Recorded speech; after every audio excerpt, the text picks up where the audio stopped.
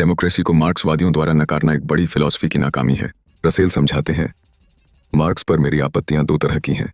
एक, कि वह उलझन में थे, और दूसरी कि उनकी सोच लगभग पूरी तरह से नफरत, गरीबी और झगड़े से प्रेरित थी। कार्ल मार्क्स का डायलेक्टिकल मैटेरियलिज्म या द्वंद्वात्मक भौतिकवाद उस विचारधारा को व्यक्त करता है जिसमें भौतिक दुनिया जैसे आर्थिक स्थितियां और पूंजीगत भौतिक संसाधन इतिहास की धारा को दिशा देते हैं।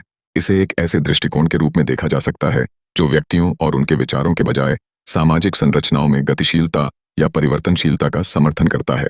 इस मार्क्सवादी दर्शन के अनुसार संघर्षों के माध्यम से, जैसे अमीर और गरीब के बीच टकराव से, सामाजिक परिवर्तन संभव है। ये संघर्ष नई सिचुएशंस का निर्माण करते हैं जो फिर से मानव गतिविधियों को प्रभावित करते हैं। इस विचारधारा का महत्वपूर्ण पक्ष यह है कि यह मानता है कि भौतिक परिस्थितियां ही मानव चेतना को आकार देती हैं, न कि विचार भौतिक परिस्थितियों को नियंत्रित करते हैं। जब शोषणकारी और विभाजनकारी सामाजिक विभेद और आर्थिक विषमताएं उभरती हैं तो यह क्रांतिकारी परिवर्तनों को जन्म देती हैं।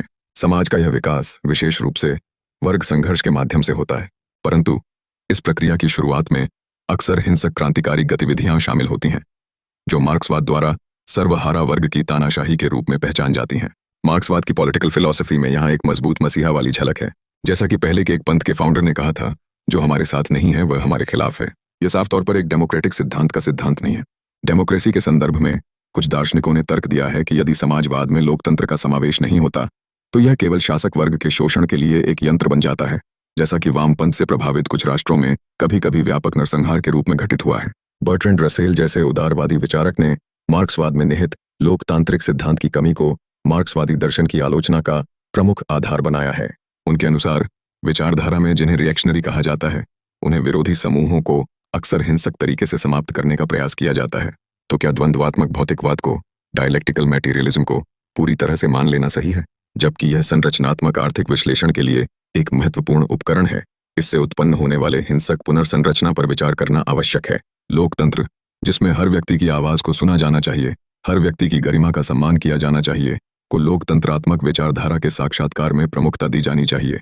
अपने सिद्धांतों को मानवता की भलाई के लिए अनुकूल बनाना अनिवार्य है, जो अक्सर क्लास, जाति, कबीला या वर्ग को लेकर पाई जाने वाली विषमताओं के खिलाफ एक सहिष्णु दृष्टिकोण रखने की आवश्यकता पर जोर देता है।